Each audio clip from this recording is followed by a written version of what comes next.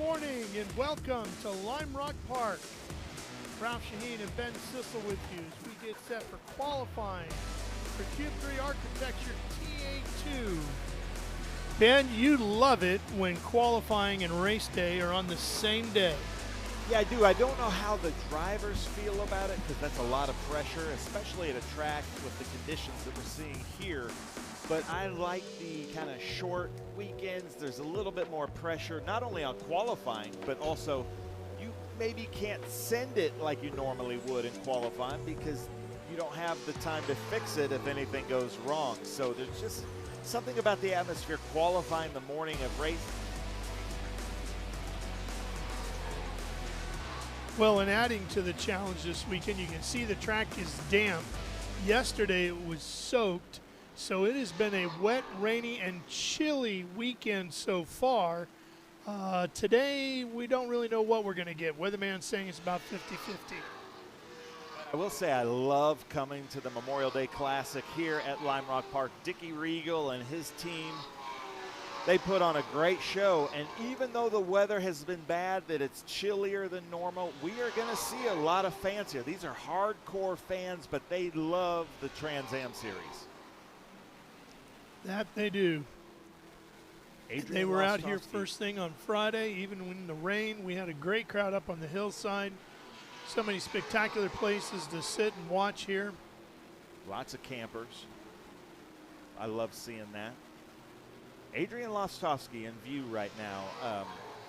He's been with us now for about 5 or 6 seasons and really getting fast. But this track, this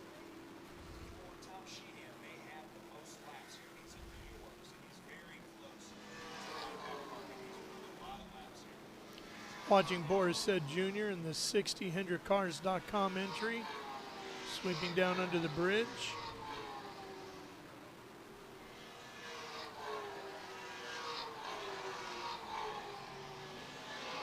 Out onto that. Working cool out a big bend. Shots. That's Cale Phillips from the area, running with Nitro, one of the mini cars running with Nitro. And we do have a lot of guests running this weekend that will be running the Craftsman Truck Series here. And they're just trying to get some laps. And Lime Rock has put a lot of changes into the track with the pit in. You can see the cars getting pretty squirrely. Yeah. Trying to get the power down coming out of some of these tighter corners. Yeah, it's a green track. I wouldn't call it wet, but I also wouldn't call it dry. It's just a drying track, I guess. Well, it's definitely damp. You can see there is a bit of a line that's starting to dry out a little bit, but it might take a while.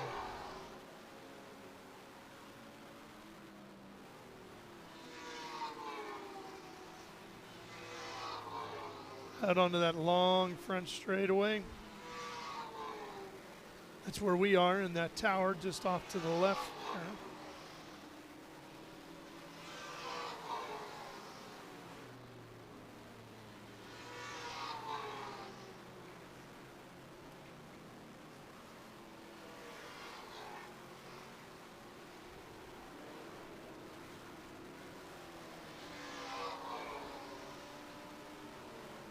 So Gio Ruggiero was in that Mobile One Toyota Camry. Yeah, Corey Heim was scheduled to potentially drive that car. However, Tyler Reddick, who races for Joe Gibbs in the NASCAR Cup Series, wasn't sure he was going to be able to drive at the Coca-Cola 600 tomorrow. So Corey had to stay back in Charlotte to fill in for him. And then Gio Ruggiero came up here to drive in the Mobile One car here at Lime Rock. And they didn't even know. I was talking to that team last night just before I left the track after 5 o'clock. They still didn't know who they were going to have. They said, we'll show up tomorrow and somebody will come walking in with a helmet. That's crazy. And Gio has run with them in our Western Championship in TA2. He's run with us at Mid-Ohio, so he's familiar with these TA2 cars, but he's probably in the Craftsman race here in a couple weeks, so would love to get some laps here. Yeah, for sure. Gio's a very talented racer, been running in a lot of different stock car series around the country. Spent a lot of time in the American Speed Association with ASA. We Did saw some him. GR Cup stuff, I believe, as yeah, well. and then ARCA Menards. Last year he won at Mid-Ohio. Yep. Won or got second. It was he and William Sawalich, who were both TA2 drivers. Jared Odrick there in frame was at Mid-Ohio last weekend in GT2 and broke the track record in GT2. So that was pretty cool. And then Keith Prochek, his big competitor in the Pro-Am with HP Tuners, and Keith wasn't with us last round because he was at the Formula One race. Yeah. Well, his partner in HP Tuners is Oscar Piastri's dad, right? Yeah. So he picked a good weekend to go. The Paul Newman straight. Mission Foods turn here. You can see the rear end of the car is trying to slip out. There's a slip angle. Oh, yeah. Because not only is the track damp, but it is a green track. They've had some good enough rain here to wash all the rubber off. They're almost pitching the car into the corner, aren't they? And you're seeing Cube 3 Architecture's turn 1 or Big Bend. So this is a 1.5 mile track. Last weekend, Ralph and I were at Road America, which is our longest track, and Trans Am Series will be there in about 3 weeks for the Cheese Capital Challenge. But now we're at our shortest track, 1.5 miles, but one of our most technical, and our fastest average speed is at Lime Rock Park. So we see Watching Bob Accardo in the 39 right there. running the Make-A-Wish car. Elijah's joining us this weekend with Make-A-Wish. And then watch out for Thomas Merrill. Thomas Merrill is very quick here at Lime Rock Park. Won his first weekend ever at Lime Rock Park with us in TA2, I believe in 2019.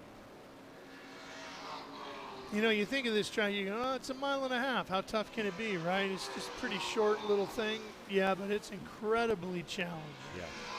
Yeah, on paper, it looks simple. There's one left-hand turn, and then it's basically kind of an oval out of that. But no, there's a jump, there's hills, there's downhill. It is a very difficult track to get correct. There's Boris said in the 60. Now, one of the challenges going on with them, and I said Boris said Junior, they're dealing with fogging issues real bad yesterday. Taking the windshield out, trying everything they could think of to try to get the fogging to go away. Boris, a clear view. Even running heaters across the front like a giant defrost across the front windshield. Visibility. It's the most important thing in a race car. And yeah. if you're trying to look through fog, it's just so difficult to drive. And throughout the paddock yesterday, there wasn't one team that was not dealing with the same problem. And in talking to Gil Martin about it from Silver Hair, what Gil was telling me was that the cars are not sealed off a ton from air. So you get air in the cockpit, which on a hot day is probably a nice thing, right? Get a little AC going through there. But on a cold weekend like this where it's damp and rainy, air's getting in there, you got heat inside, and it fogs up right away. Yeah, there's nothing you can do other than I've seen people in Trans Am put DeWalt blowers blowing into there. They've put RC jet airplane engines blowing up. We've had towels on rags. Everybody tries a little bit of everything. That's what Rafa Matos was figuring he was going to be stuck with, was some sort of a towel on the end of a stick. I said, well, of course, since they're racers, it would be a carbon fiber stick. Yeah. That's funny. So there's good shots of Jared Odrick. Currently doing really well in Pro-Am, as is Tom Sheehan, where this is his home track, and Keith Prochuk. So in the Cube 3 Architecture TA2 Series this weekend, we've got the National and we've got Pro-Am, and they're delineated by the different colors on the windshield. And the different colors in the scoring on our left. So the blue is the Pro-Am. Ostofsky in the 3. Okay, so we're getting some good laps now. We've got Skeen at a 52.4. Matos right behind him. Thornborough all the way from Australia, third right now. And then Connor Mosack. Look for Connor Mosack. He was a regular in this series 2-3 seasons ago for about 2 or 3 seasons, and then he's moved on to ARCA Menards and the Truck Series, Craftsman Truck Series. So he's here just for seat time for the Truck Series. Here's Barry Bowes. You're watching on board with him in the 27. Barry out of Chattanooga, Tennessee.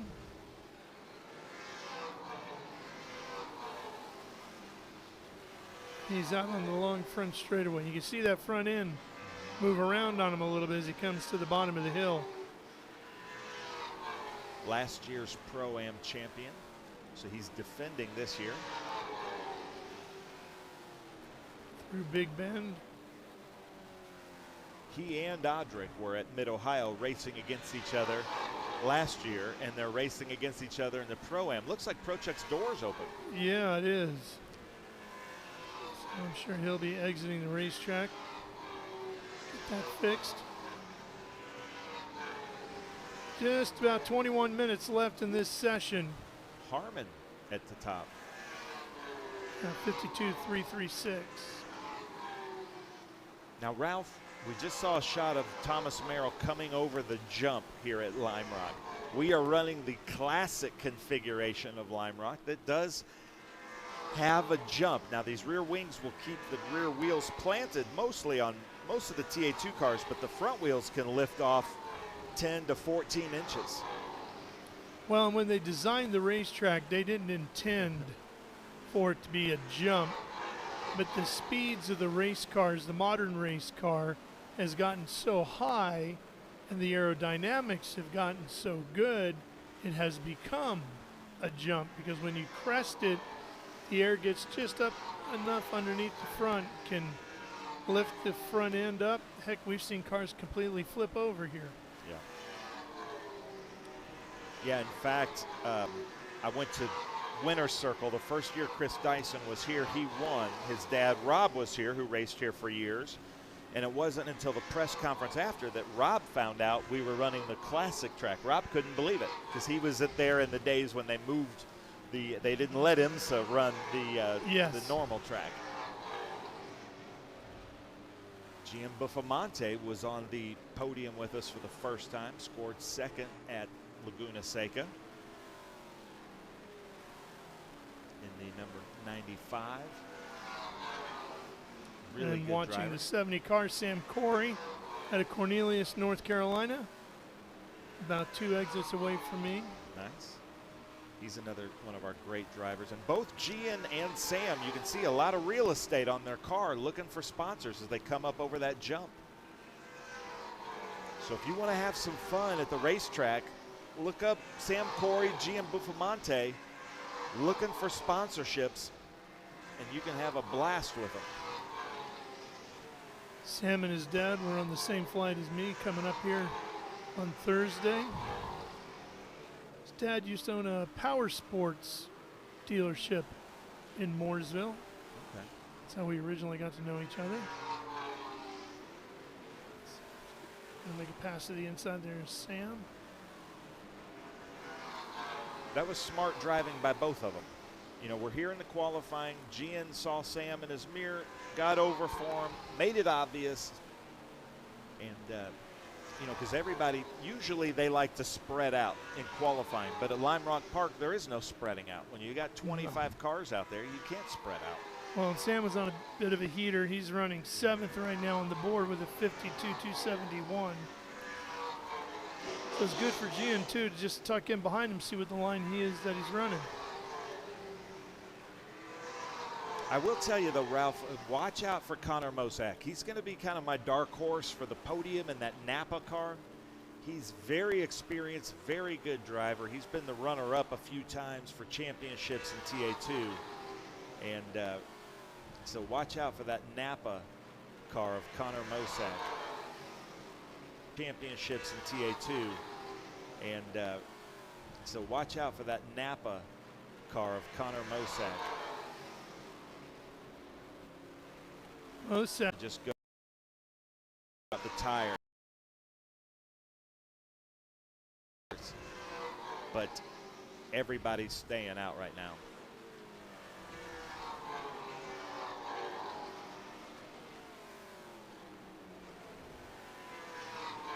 This is Doug Winston. Oh, smoking it deep into Big Bend.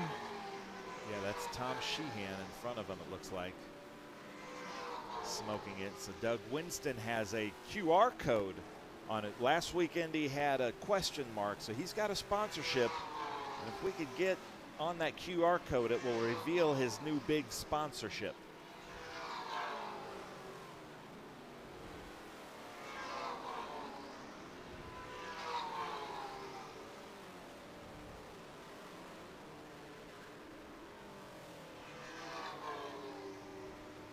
So Doug is running the Pro-Am. Looks like he's coming in.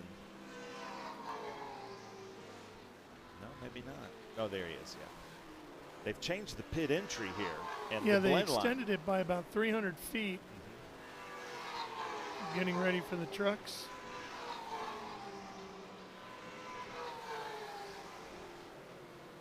So, Ralph, we were here June or July for the Speed Tour All-Star race that we had, like Bobby Labonte, Scott Speed, Andy Lowley, Paul Menard, Casey Mears, a bunch of big stars from NASCAR and sports car.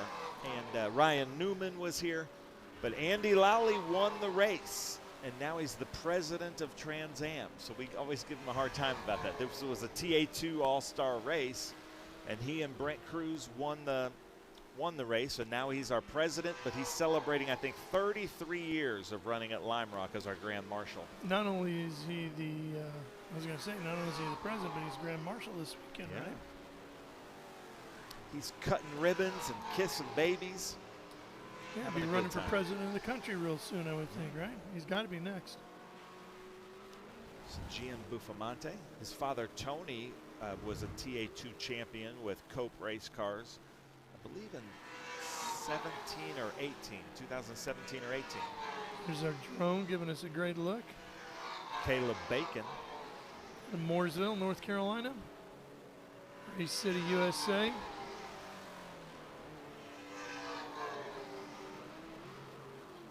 McKee. He's in 8th right now, 52.213. He ran the All-Star race with us last year with Scott Speed, because Scott Speed was his driving coach. They did really well. They got on pole.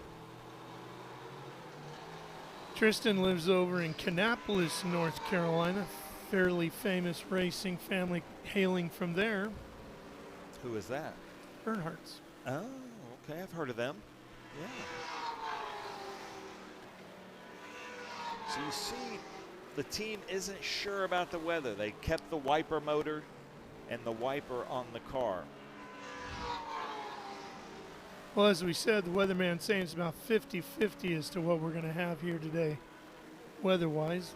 Bird over here on the far right, Just thinking enjoying the maybe race. sunny. It's all colorful for the day.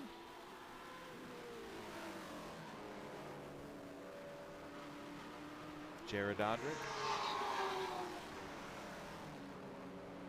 driving with the drone. Here we go. Jared's back in 17th with a 53.689.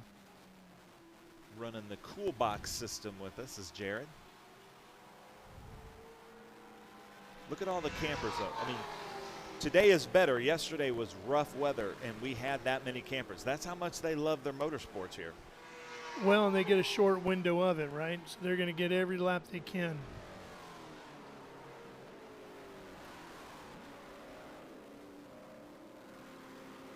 That's such a difficult section of the track. You're coming downhill. You're waiting for the front tires to compress to give you traction. And to run that fast, you have to be very brave. Very similar to the last corner of Road Atlanta. Just a little shorter and tighter. Uh-oh. Car off there, driver's right. Yep. Will Robinson. With the Ivy Asset Group of Cope race cars. And he got it back on. That's a pretty car up close. Yes.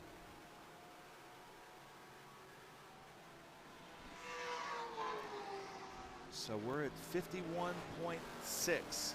Thomason and Ziada at the top. And then 51.7. Mike Skeen. And Julian DaCosta with the 51.9. See Robinson get super loose coming over the rise. Yeah, that's what happens at the jump is the front wheels lift off, and if you have any input in the steering at all when you land, it's just going to send you either right or left. You have to make sure that when the front end lifts off that you've got zero steering input. Yeah, but that looked like a rear end problem. Yeah, it did. Jim Gallagher, the regulator by waypoint. And he's got a Canadian flag and an American flag over the door. He's from here in the U.S., born and raised here. His wife is originally from Canada. So in her honor, he runs both flags. Ooh, Adrian Lostovsky getting a little bit loose coming through there. See, there's the front wheels lifting off. That's the good angle for that, and you can really see it from there.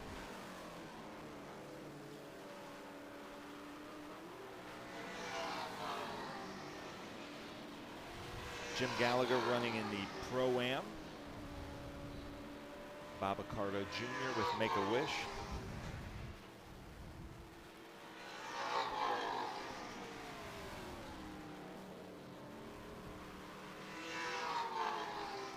I don't know who's in charge of mowing all the grass around here, but somebody's putting in a lot of laps on the tractor.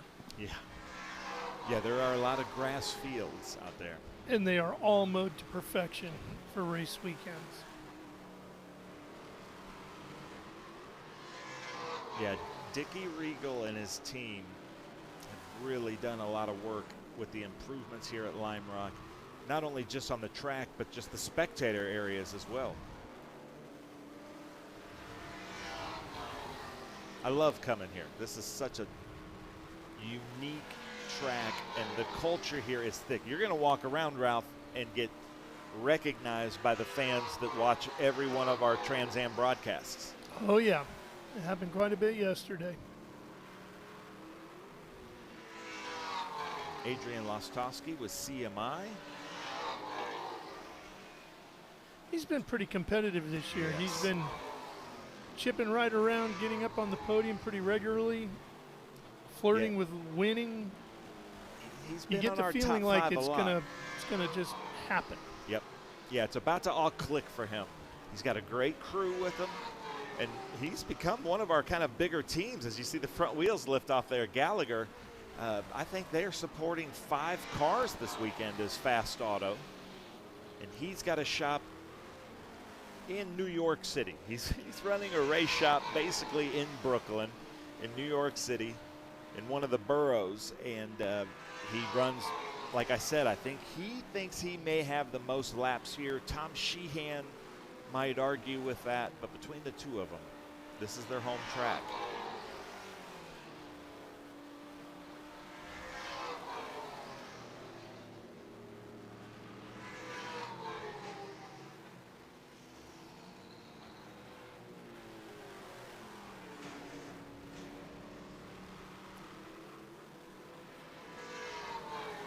Paul Newman straight and up over the rise.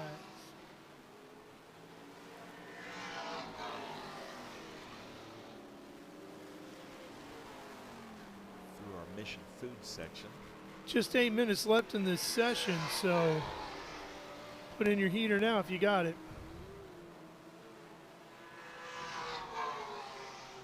This is crazy, Ralph. I'm looking. So Thomas Annunziata, who's at the top with a 51.6, he's at 15 laps. Mike Skeen's at 19 laps. We never see this in qualifying. And I don't know if they think they're going to be on wets for the race or if it's just, you know, it is a mile and a half. So that'd be very different than like we see at Sebring or Road Atlanta. So they can run more laps without the wear. But we do have a 100-mile race in just a few hours. Yeah, I think right now, the way things are looking, you're certainly going to be on slicks.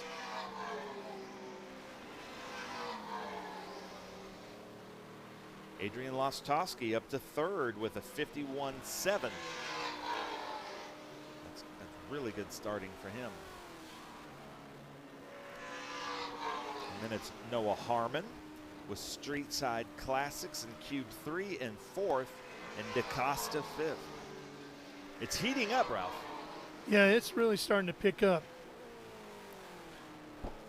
Is the right front look down on that? Yeah, something's hanging down low off the splitter there. Yeah. So that's Gio Brigero. I'm sure the crew saw that, and they're going to call him in as we look at the 14-year-old of Tristan McKee with Gainbridge. Team SLR was Scott Lagasse. He's working a lot with Chevrolet and GM and the GM Driver Development Program. Scott Lagasse, another one of our teams, doing a lot of driver development.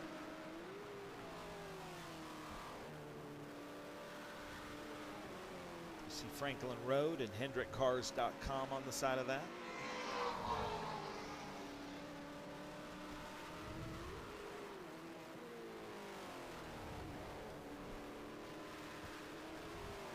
Here's a look at Ruggiero. Still dragging. Yeah, he didn't pit.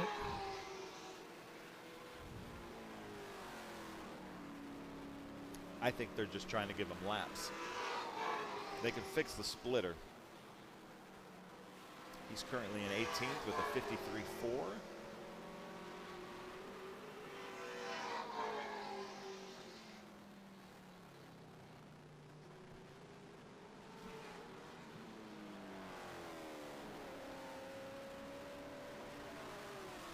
Ralph, those Camrys look way better than I care to admit. I think those are really pretty. They make a really pretty race car.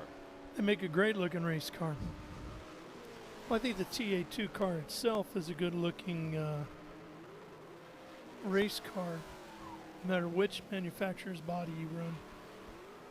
I miss the Challengers. I wish we had more people I running do the too. Challenger. I love that look. Here's Cale Phillips. Always with a smile on his face, and his family's always here with him. With Mincy's Graphics, he's got some young children, so it's great to have him here with us. Thanks Mincy's Graphics for being on the side of the car, putting some great graphics on the car.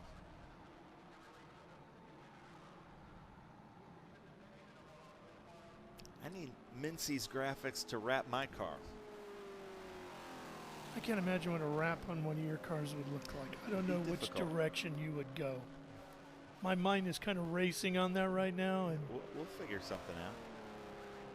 and all those little British cars getting wrapped. Be some sort of a theme. Looks like Cale's coming in.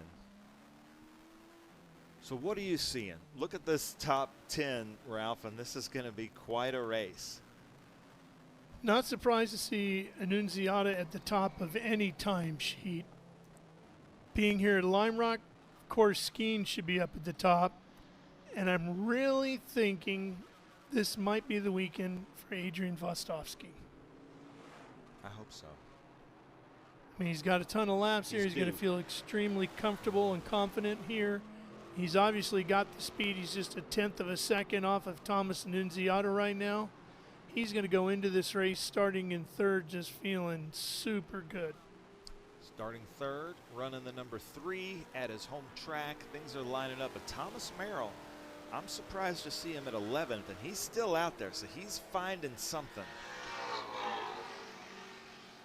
Well, and as you said, we got 100 miles to go, so anything can happen and usually does.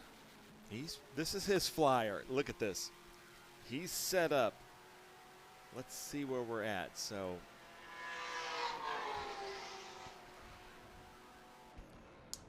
he's setting up for something here. I think this might be what he's trying to do. Let the track dry out a little bit. He's only got 15 laps under him right now. He's got a clear track. He's won here before. Doesn't this look like he's setting himself up for something here, Ralph? Yeah, he looks like he's on a heater.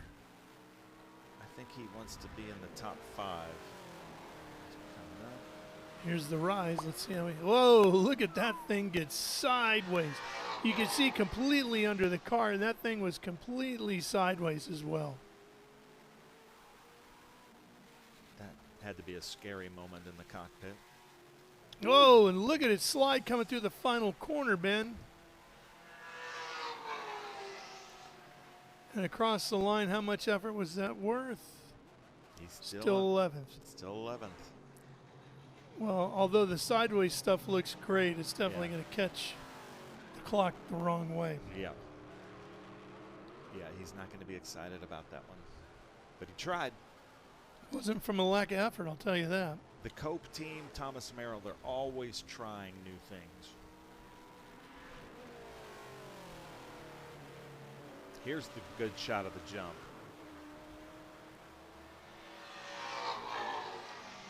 See, there's a little tape in the right front there.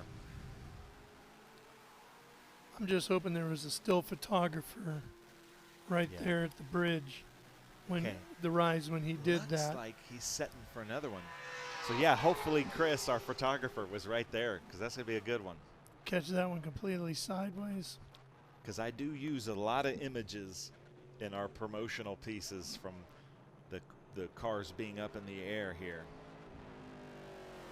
As just almost any series does. Mm-hmm. So that's Matos, last year's Cube 3 TA2 champion. Looks like, is he going to try to get a run down the hill? No, he's coming in, isn't he? Then we go green at what time? The fan walk starts at 12:25. Yeah, let me look here real quick. So Matos, 120. He's not going to be happy about that as Rafa. So our top 10 right now with 12 seconds left. Thomas Annunziata, Mike Skeen, Adrian Lostovsky, Noah Harmon, Julian DaCosta, Sam Corey, Boris Said Jr., Eden Thornborough, Rafa Matos 9th, Tristan McKee 10th, Thomas Merrill 11th, and Connor Mosack 12th. Don't forget, Ben, we will be live over on Speed Sport 1 at 12:30. We'll have all the fan walk stuff that you'll bring us, and then we'll go racing sometime after 1 o'clock. It's going to be a spectacular afternoon. Oh, yeah. I love Lime Rock. Look at that. Ruggiero all the way down in 18th. Audric in 17th. Will Robinson just above him. Caleb Bacon.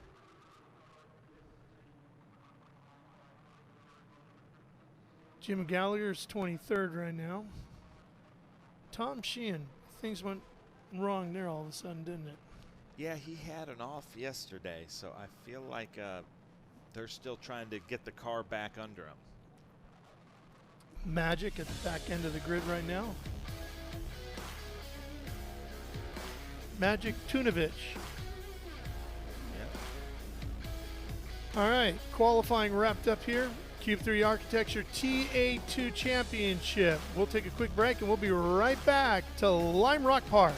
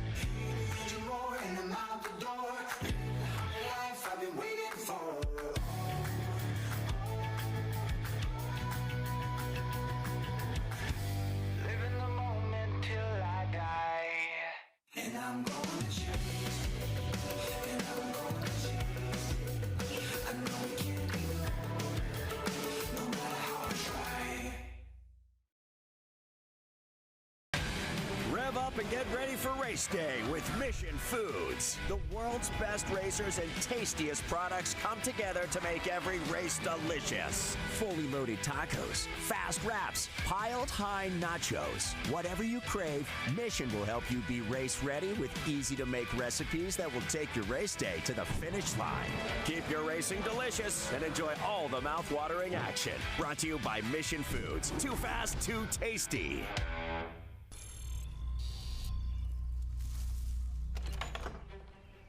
Yes. Hon, the weather tech's here. WeatherTech is the ultimate protection for your vehicle. Laser measured floor liners, no drill mud flaps, cargo liner, bump step, seat protector, and cup phone.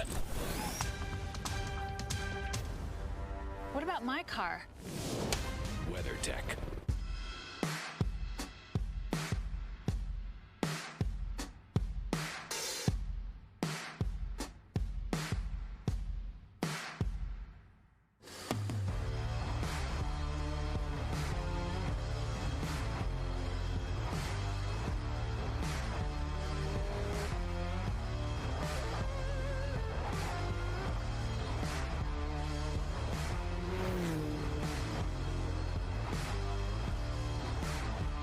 Hawk Performance packs 100 years of friction dynamics into every product. Backed by Carlisle Brake and Friction, the world's premier innovator of industrial brake and friction components, Hawk leverages R&D tools and motorsports experience to deliver uncompromising performance on the street. There's no reason to settle for less. Choose pads that are race-proven and street-legal. Find the Hawk Performance brake dealer near you at hawkperformance.com.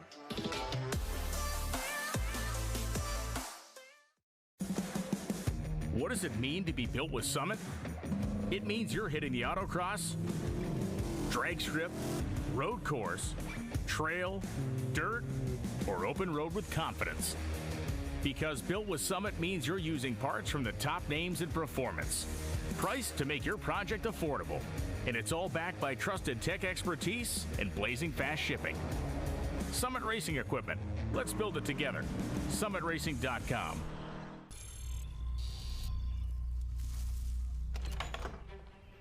Yes. Hon, the weather tech's here. WeatherTech is the ultimate protection for your vehicle. Laser measured floor liners, no drill mud flaps, cargo liner, bump step, seat protector, and cup phone. What about my car? WeatherTech.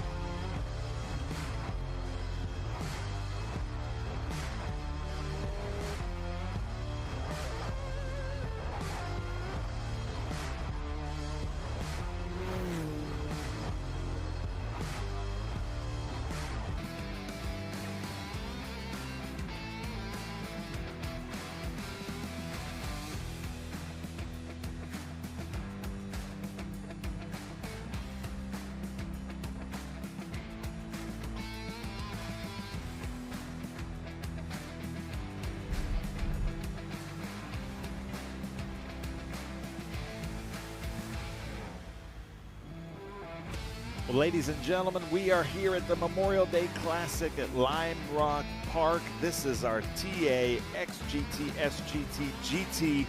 This is their first time on track all weekend after the TA2 qualifying. And we're looking here at Josh Carlson, all the way from Iowa with the Enceva Blue Mustang. And first time on the track for this weekend, the Memorial Day Classic. This is a weird weekend for this group of cars, Ralph, because they don't race here on Sunday. So we take Sunday off, and their race will be Monday, Memorial Day. So they go out, they have testing, they have practice, and then they sit for a day when we watch the Indy 500. Then they come back and race the next day on Memorial Day. Yeah, and that's a tradition that started here when the track first opened. Frank Vail owned 385 acres here in Lime Rock, Connecticut, where he grew corn and sweet potatoes. Vail had a gravel pit business on his, Jim Vail had a gravel pit business on his father Frank's property. Jim then drew the map of the course on a photo of the property, an aerial photo of the property. His father loaned him the land and made the initial cash investment into the project. So that's pretty cool of Dad. 40 people from the community all chipped into the project as well. They raised about $100,000, and Vail carved the track out on his own, riding on a bulldozer. Then the track opened in April of 1957 with an SCCA driver's school. First race was April 27 to 28, 1957. 6,600 spectators were here, including Walter Cronkite, who was one of the celebrity drivers, Uncle Walter. Briggs Cunningham, Walt Hangskin, and Bob Holbert were some of the well-known drivers competing that weekend. It was pretty cool. The car we're looking at here, Ralph, is Eric Joyner, one of my favorite people in the Trans Am paddock. He has been gone for 2 years. I spoke to him this morning to make sure that we could say that because he was filming the Brad Pitt Formula One movie that's going to be coming out that we're so excited to see. Comes out next month. Yep. Can't wait. So Eric was the camera car. He's a movie director, producer himself, but he's also a professional race car driver, so there's probably one of them in the world, and they look to him. So he drove the camera cars and did a lot of the stunt coordination in the Formula One movie, and you know, driving and keeping the cars behind him or in front of him. And if you've seen the trailers, you need to go look at them. You can see that he did some really good driving in that. And now he's back to his professional racing with that Good Boy Bob XGT, Good Boy Bob Coffee XGT Porsche. And that's a beautiful car. It is a really good looking car.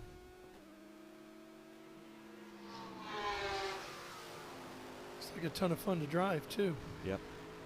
So Tool is a huge video production company that he runs out of Los Angeles, but they're global, worldwide.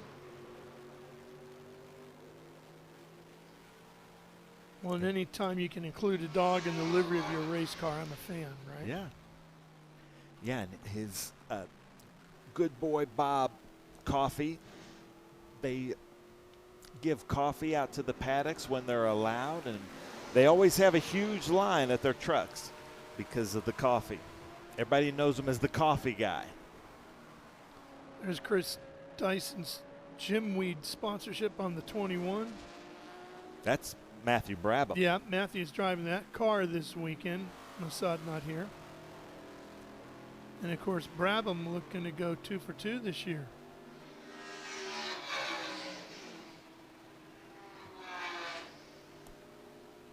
I don't think Brabham sees Carlson behind him because Brabham's just kind of doing the warm-up lap. So Carlson, we were given a hard time to out west because he is actually a DoorDash driver when he's home. So he's a professional race car driver, and on the side he delivers DoorDash. So I'm like, man, we got to get you a DoorDash sponsorship. You've got to be the only professional race car dasher out there. So we're going to do what we can here, Josh. And then there's Brabham with the Jim Weed. And see, I think the team is seeing something with those wipers the way that they are. And being from Poughkeepsie, this team knows this weather very well. Just a slight tap of the brakes for the left-hander. Well, now the only thing though, Ben, is Trans Am is not going to run until Monday, and the weather for Monday looks to be pretty spectacular. Yeah. In fact, there's actually a patch of blue sky now opening up right across from us here on the front straightaway. So and you can see some more there. We might have sunshine this afternoon. So Humaid Masood couldn't be here this weekend. We miss you, but thanks for the last 2 weekends. He's given his ride over to Adam Andretti, which we appreciate, and now to Matthew Brabham. So this looks like Carlson's on a flyer.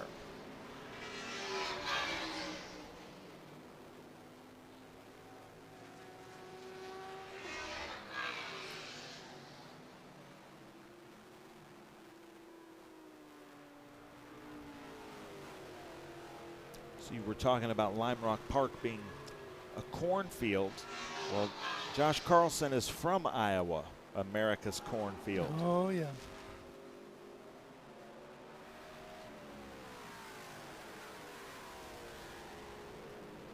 They are all about their corn out there.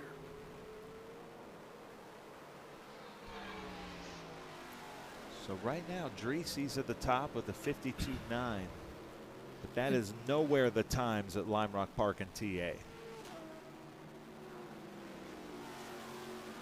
Nope, the Dyson's just warming up. Paul Menard's still just warming up. They'll start dropping the hammer here pretty soon, get a little heat in those Pirellis, and they'll be ready to go.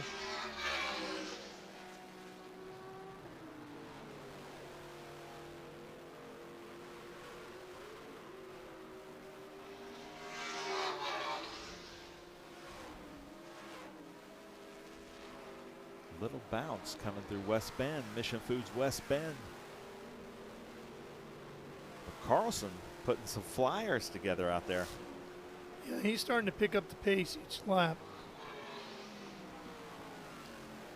He didn't improve much that time at all.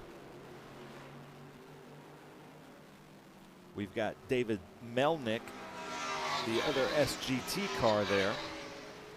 That is the black Corvette behind Eric Joyner.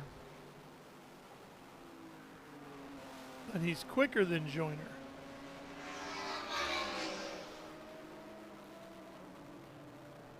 Joyner was here with us in, like, I think it was 2021 maybe, where it was pretty bad conditions, and it looked like he was going to qualify P1 overall because that Porsche handles the rain much better than the TA cars.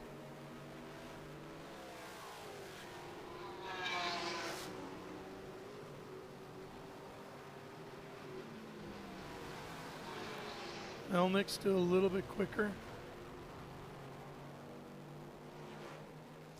I'm going to text Brad Roberts real quick because he will give me some information on Eric's car because it was a famous car in IMSA.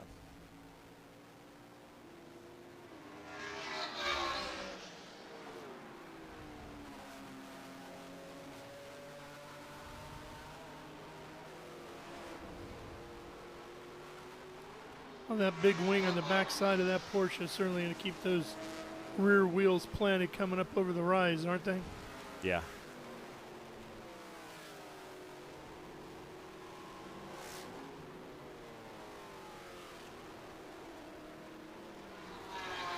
So Eric Joyner lives in Manhattan Beach out in LA to run his production company, but his wife is from this area. So they've just moved back. They've put the kids through college and they've moved back. I think he said somewhere near Rhinebeck, New York. And so Lime Rock might be his new home track.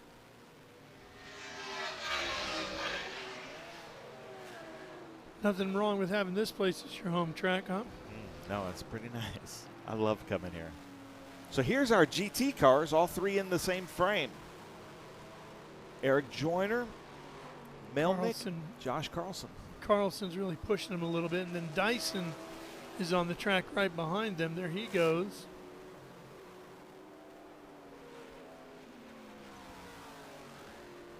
Carlson's going to pit. The driver in this Cayman's going to get an interesting view here as these guys all come screaming through. Dyson gets around Melnick and sizing up Joyner now.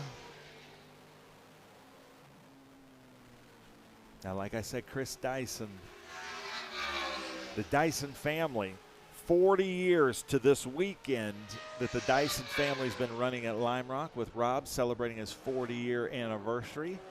Just down the road in Poughkeepsie, about 45, 50 minutes from here. Poughkeepsie, New York is their shop. So they're here quite a bit. Didn't Rob get his first win here? I believe so, yeah.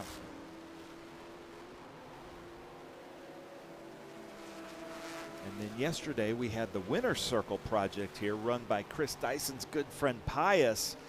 One of the coolest things we do all year is 6 competing high schools from this area build Factory 5 Shelbys or Shelby Daytonas or Cobras, and then they compete in car preparation. The auto shop classes make this, but there's also a graphic design element, marketing element, telling the story, and we crowned a winner yesterday in that, and it was a lot of fun.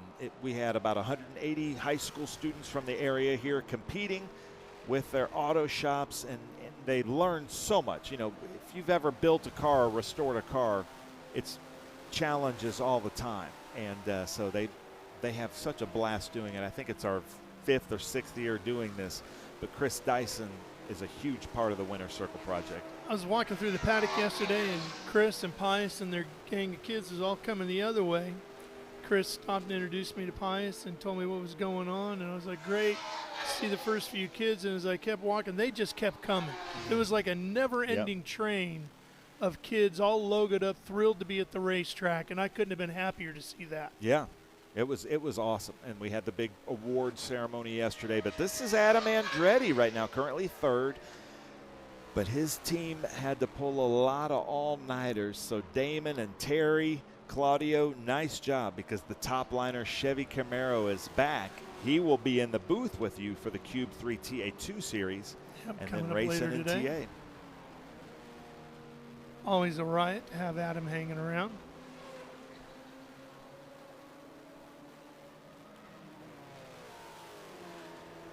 Here comes Amy Ruman and Tommy Dreese. Okay, so we've broken the 50.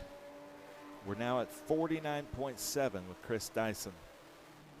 And Adam Andretti with a 50.008. So he'd like to be in the 40s, but getting a little squirrely there through West Bend. Big Bend, sorry.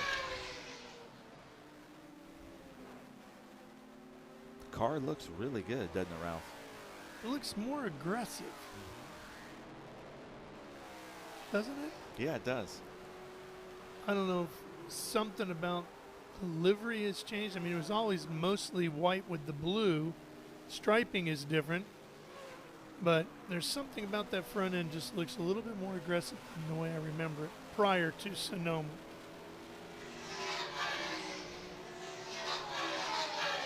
So he's going to like that little toe from Amy Ruman there if he was on a flyer, but that was a 50.133.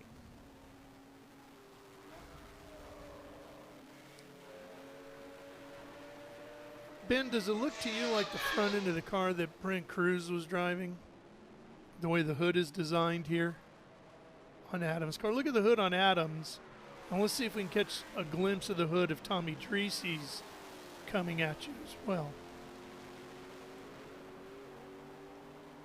You thinking there's a little bit bigger bulge in the hood?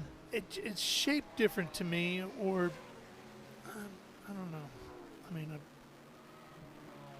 I'm swinging at it here. I mean, I haven't been into the paddock to see that car up close yet, or to talk to Adam. We'll certainly talk to Adam about it when I see him later today. But the bulge does look bigger, doesn't it? Adam would tell you he's got a bigger bulge than Dreese, but I don't know if that would be the case. Oh, Amy. Oh, Amy. Hang on, Amy. Amy now saved get out me. of the way. That's a great save. You know, there's some sections of racetrack here in Lime Rock where it seems fairly narrow, and there's a few that are pretty wide. Fortunately for her, she was in one of the wider zones when that happened. And didn't go out into the grass and get dirty so much, so her front grille looks clear. And that McNichols Valley Automotive Chevrolet is going to get back out there. No worse for wear, ready to go. Her front canards look a little bit different than I've seen them before, so they may have. On Amy's car? Yeah, on Amy's car. The Dave and the team might have found something. Here's Brabham. Maddie running third with a 50.218. Adams into the 49s.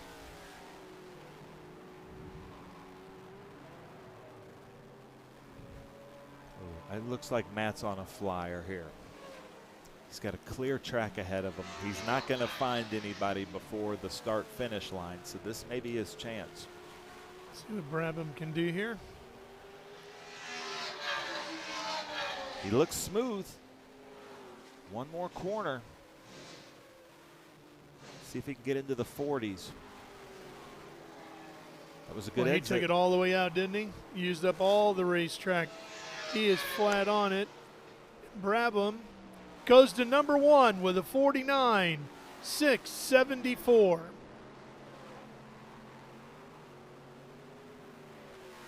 Doesn't look like he's lifted at all here either, Ben. Looks like he's going for another one. So that he's got some slower traffic in front of him this time, so. Tunievitz in front of him. Magic. Gets out of the way. Polish driver.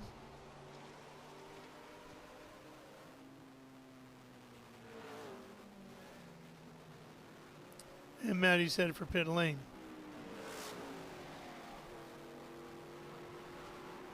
Well, he'll be happy with that.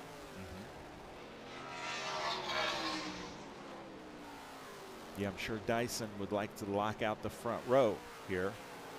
So now let's see if Dyson can put together a flyer. So it would be an all Jim Weed front row after such a great winner's circle project weekend. That would make Dyson happy. Track is nice and dry now, isn't it? Still some patches of dampness, but for the most part, the line's dry.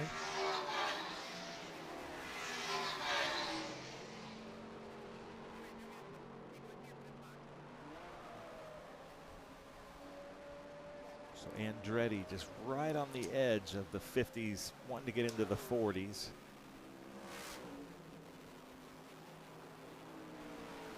Here comes Chris. Let's see what he does.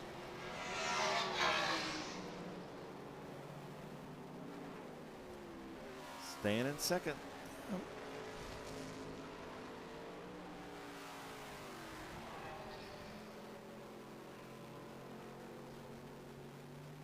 It's looking like a pretty day, Ralph. It's really starting to shape up that way. And the trees and the grass really are this green, ladies and gentlemen. This is a very pretty. Ooh, Dyson flying the front. He's really pushing it this lap.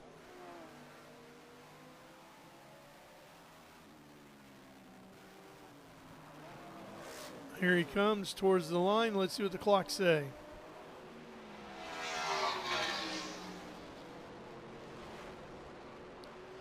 (49.736). So he got a little quicker.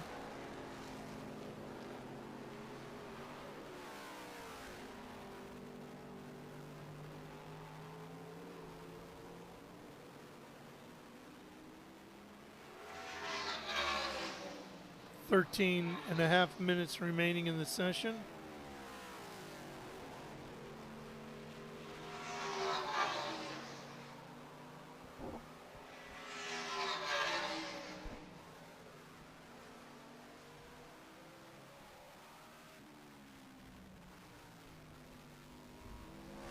Good exit.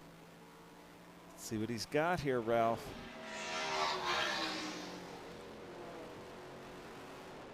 It didn't look like any improvement on that lap.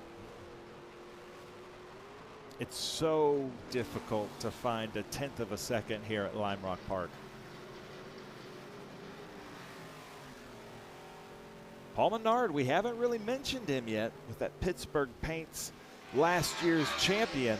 But here comes Paul Menard. He's 4th quickest right now with a 50.117.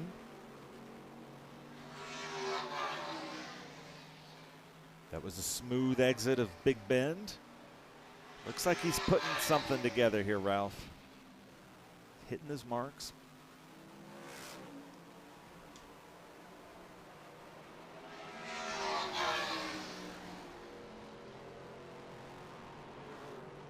They just pop up over the hill. Mission Foods, West Bend, that looked clean. This is the important one coming out of the corner here. That looked good.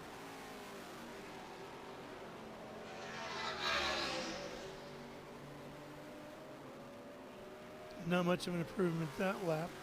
He improved, but he didn't improve positions. Yep. He got about a tenth, 2/10 faster, but he's got to find another 2/10 to take third position. He's still charging. Yep. And he's got a clear racetrack, so he can get another lap or two in, I think, before he really runs into the backside of anything. He or Adam or Dreesy or Ruben, they need to break in to that Dyson front row, or else it's going to be really hard to get around.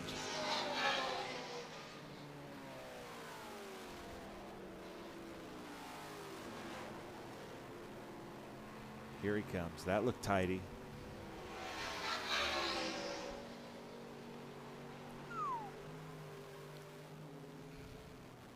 He's dropping his times. Yeah. But not enough to. He's chipping away at it.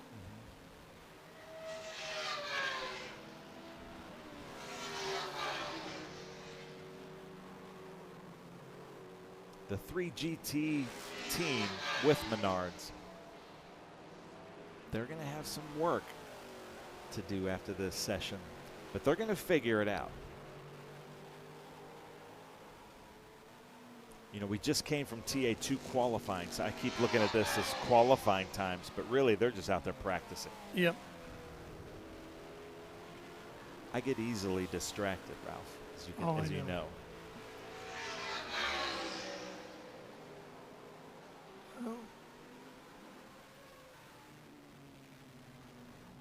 That's a pretty car.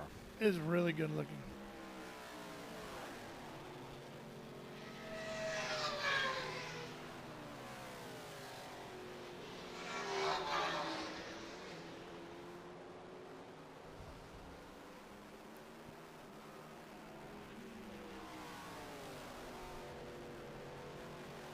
So we just came from Menards country and then drove across it from Road America, Wisconsin to here. Saw a lot of the Menards stores. That's where you can find Pittsburgh paints and stains, Master Force tools. Look at that Pittsburgh paints and stains car come through with the 3GT team car of Paul Menard. Last year's champion. So I'm sure this team and the driver would love to get something over on Dyson at Dyson's home track. Well, this is exactly where Chris needed to come after having great success out of Laguna Seca, getting himself back in the championship hunt, come to a track he knows so well, feels so confident at. The multi-time champ can put another good one together here. He will certainly be back in the thick of the points chase, which I think we've got a heck of a championship fight setting up this year with Dyson and Andretti, Menard, Dreesy, all very much alive in this championship.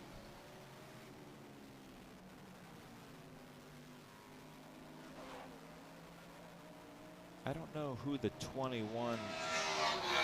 So Masood is scoring, and so something must be wrong with the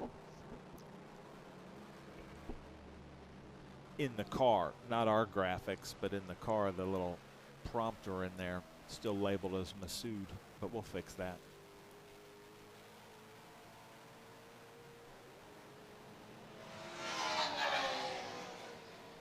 But Masood, if you're watching from home, you're on our scoreboard. It's pretty cool. So the Jim Weed Athletic Focus drink. Chris Dyson.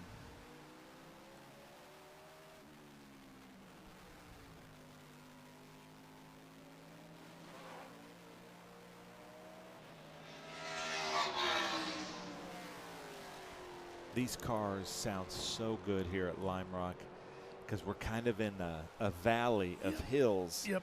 And if you go up on that spectator hill and watch, these cars just sound so good.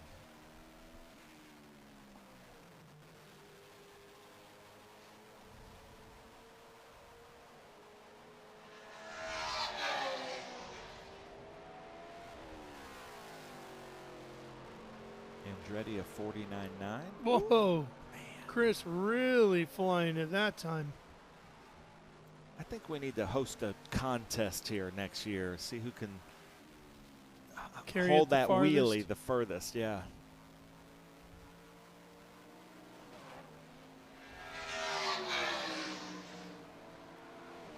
But I'm sure Chris Clark, our photographer, got a shot of that. We'll be seeing that in posters.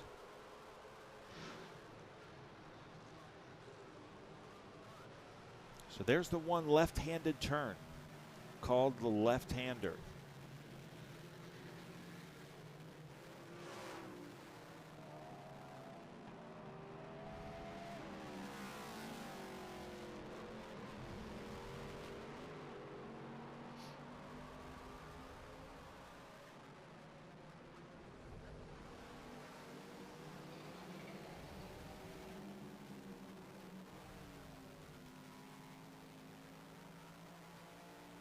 Of course, we won't hear any of that great sound as Chris comes across the line again. Stays the same, 49.563, his best lap. But we he won't is at hear the the top. roar of those engines tomorrow. The track will be silent on Sundays up here, as it is tradition. And many people think that's because of the church right across the street, and it's not. When the track first opened, part of the deal after that first race, the neighbors all got together and said, not on Sunday. Last car to win here was an MGA, which is what I own. Chris Smith now owns that car, the 016. Did you see the air that he's getting there? Oh, yeah. That's scary. I think he's just putting on a show for the hometown crowd up there. People do gather around that fence line to watch the jumps. 5 minutes left in this session. He's slowing down a little bit, cooling down. So the TA, XGT, GT, SGT classes have gotten a lot better laps than the Cube 3 architecture TA2. So we raced with Cube 3 TA2 today at 1 on Speed Sport 1, and they have not gotten good laps. So today in qualifying is the best weather they've had on a damp track. I bet you they wish they could go out in these conditions. And like right now. Dyson's in to the new pit lane. Here's Dreesy. So Ralph, I know that you lean a little bit more Chevy than Ford. So do you prefer the look of the Camaros over the Mustangs? You know, I truly think they both look great. And I think that's one of the things in general that just attracts me to Trans Am is the look of the cars and then the sound of the cars. You know, I think both of them look very, very mean, very aggressive. Yeah. They really scream race car as soon as you see it. Yeah, I feel like TA with the Challenger, the Mustang, the Camry that's coming, and the Camaro, I feel like the TA version is if Hot Wheels took a Camaro and made a Hot Wheels version, this is kind of what they would come up with. Yeah, I think that's a fair assessment. So here's the two Chevys now. And you were commenting the Motul back number 8, Tommy Dreesy. The different hoods between Andretti and Dreesy. Yeah. It just looks a little different. Maybe it's the color, maybe the white. Yeah, maybe. Shows it off a little bit more. So Eric Joyner, who's out there, was a big part in making that new Formula One movie with Brad Pitt, F1, coming soon. But Tommy Dreesy's company, Dreesy Advertising, may be making the big cardboard 3D cutout advertisements that you see in the movie theaters. Little Hollywood connection out here. But as a Corvette man, that's got to be the car I that like speaks Amy's to you. car a lot. I do too. As a Prince fan, I have to like the little red Corvette. But that McNichol Steel, two-time TA champion, Valley Automotive Group of Amy Ruman, just always one of the sharpest cars on the track. Nothing little about that red Corvette. Yeah.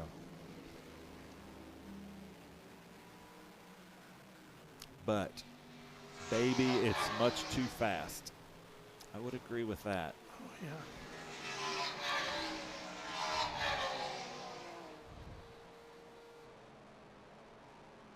There's Adam Andretti. So 3 bow ties running together.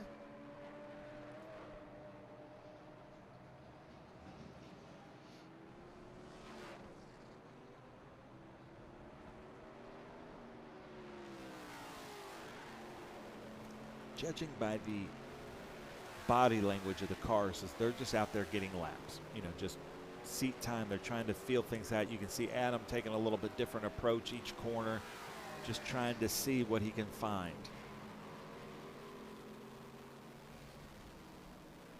Dyson goes pretty far driver's right over the jump, a little farther than the other drivers. He did that time. I was thinking the same. In previous laps, he was further driver's left.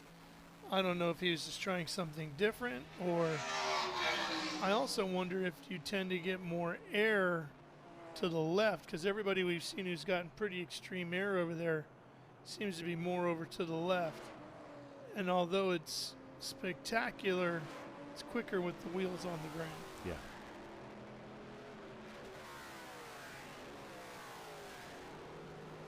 And that is scary, because there becomes a point of no return when the front end of the car lifts up like that you can't recover from. No.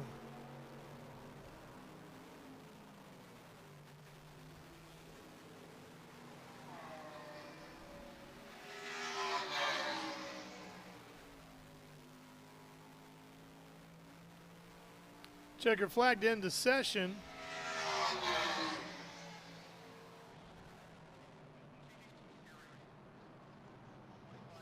No change for Dyson. No, but the top 5 are all within a second in first practice.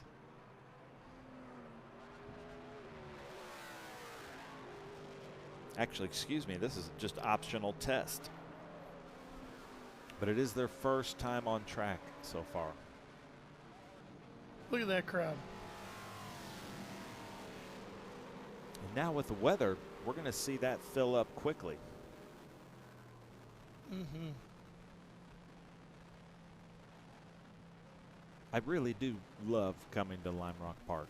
This is a great facility, great team that they have running the place. Neat part of the country. Here's a look at the times out of that session. Dyson, Brabham, Andretti, Menard, all into the 49s.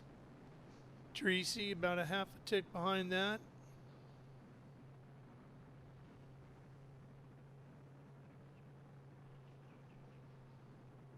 That opening lap on Monday is going to be something with all of them headed to that big rise. Yeah. Flat out. I believe we got a first race of the weekend coming up after this, right? International GT. With a sprint race? Yep, sprint race 1. We will have that when we come back to Lime Rock Park. Rev up and get ready for race day with Mission Foods. The world's best racers and tastiest products come together to make every race delicious. Fully loaded tacos, fast wraps, piled high nachos. Whatever you crave, Mission will help you be race ready with easy to make recipes that will take your race day to the finish line. Keep your racing delicious and enjoy all the mouth-watering action. Brought to you by Mission Foods. Too fast, too tasty.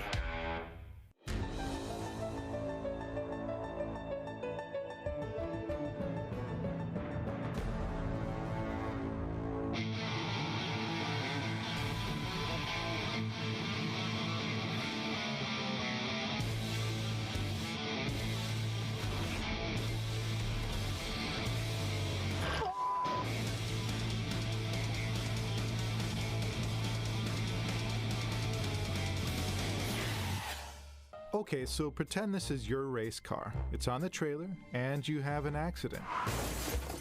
Ouch! At least your truck's insurance will pay for another one? Yeah, not so fast. Standard insurance won't replace your race car, whether it's in the trailer, in the paddock, in the garage, or the repair shop.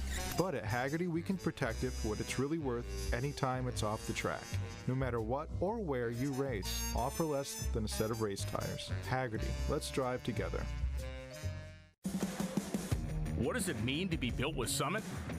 It means you're hitting the autocross, drag strip, road course, trail, dirt, or open road with confidence. Because built with Summit means you're using parts from the top names in performance, priced to make your project affordable. And it's all backed by trusted tech expertise and blazing fast shipping. Summit Racing Equipment.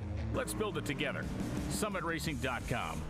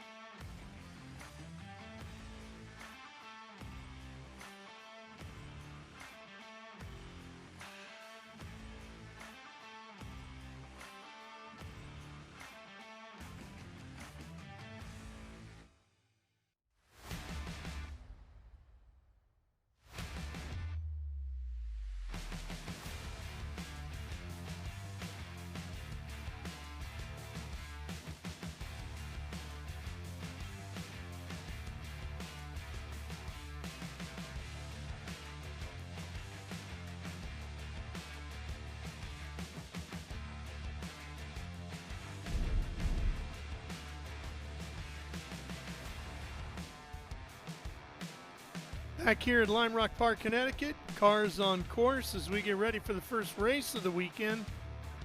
International GT with their first sprint race. This should be a lot of fun. So we've got Russell Farhang out front in that 412, a professional violin player, actually. Then Steve Katz, watch out, this white car right there. Watch out for him. He gets all four wheels off at the jump. Then Michael Stack, John Coster, Dwayne Moses, Charles Craig, Torsten Gross with just hands. So he is a quadriplegic. He has no feeling in his hands. You can see in the just hands car. So everything is just with the hands.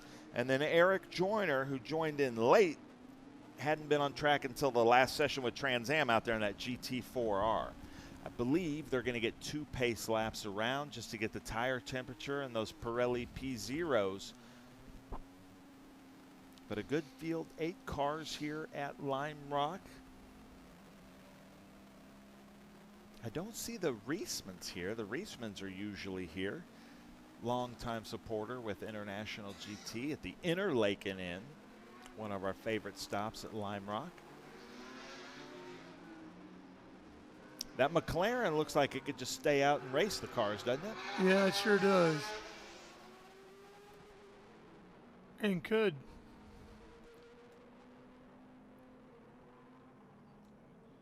So look at the lineup. Ben just read it off to you. Torsten Gross with Just Hands. It's a really neat organization. They actually build cars for veterans or for quadriplegics, paraplegics to be able to come out on track. It's a really neat organization. And he's a very fast driver.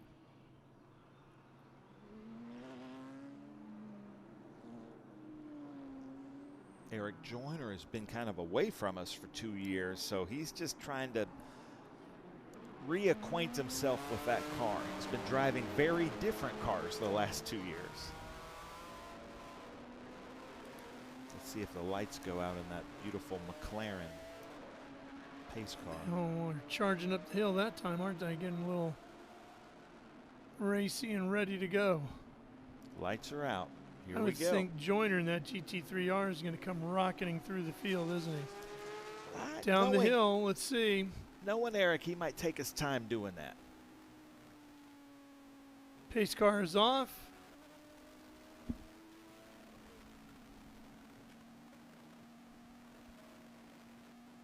Green flag, we're racing.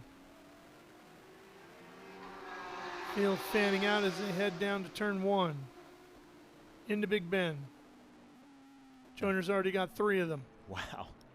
And Steve Katz, who's usually mixing it up there in the front, he's only a 3.6, but he knows this track so well. Joyner's in that white number 10.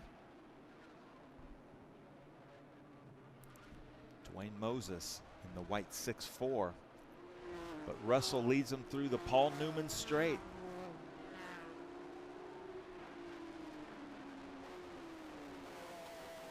See if we got any flyers here.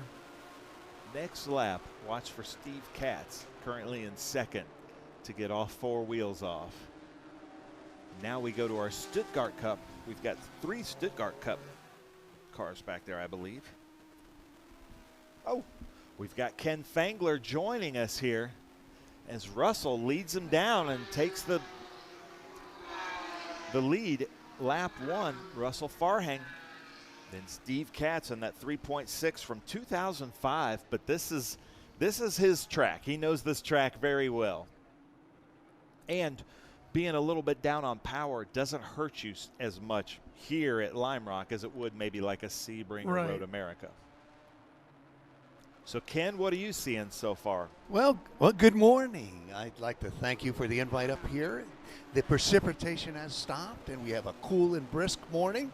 And a good day for racing as we see everyone coming over the uphill and launching some air for front wheels. And it was an aggressive start, but they all made it through, and here we go. So a number of cars to watch. Although the field is not big, that won't really put a damper on the competition that's out there. A couple of cars to watch. Stephen Katz, our perennial hometown favorite, okay? And you see the 3rd place car flashing his lights, started last, and he's a regular. Eric Joyner, a regular in Trans Am, doing double duty. He's run with International GT, and he's running both International GT and Trans Am. Didn't make it until this morning and didn't qualify, so he started last on the grid, and he's now currently in 3rd place. But you know, although flashing the lights, Steve Katz in a 3.6 liter car, the most underpowered car out there, shows him what it's like in the expertise and local knowledge of this racetrack. But soon this is going to be Eric Joyner's home track. You know, he's got a house near here, and he loves Lime Rock. Yep. Here comes Joyner. He's sizing Katz up, letting him know I'm looking inside. Got the horsepower. Headed to Big Bend. Got the horsepower down there. Made that easy work. Yeah. So now he's got Russell in front of him. But out of the Harry Talk Garage, Russell Farang, also an IGT regular. We saw him at Sebring, Watkins Glen last year. Very good competitor. Professional musician. Yes, Love exactly. Yeah, you know, a different but very wonderful profession. You know, not what you'd think you'd normally see, and not only a professional musician. Yeah, I could see if he was a rock and roll guy. You know, I mean, that rock and racing seems to go together very well. I believe he's a string player, cello or violin. Violinist. Just not what you expect. Eric trying to get the attention of Just Russell getting in your head a little not, bit, right? Not biting on that. Just getting in the head a little bit.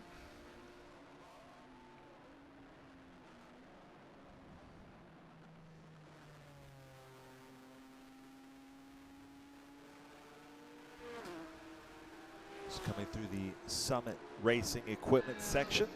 Charlie Craig in a 4-liter Cayman. New car for him. He's been IGT regular, but new car from him. Lives in Connecticut, so kind of this is his home track.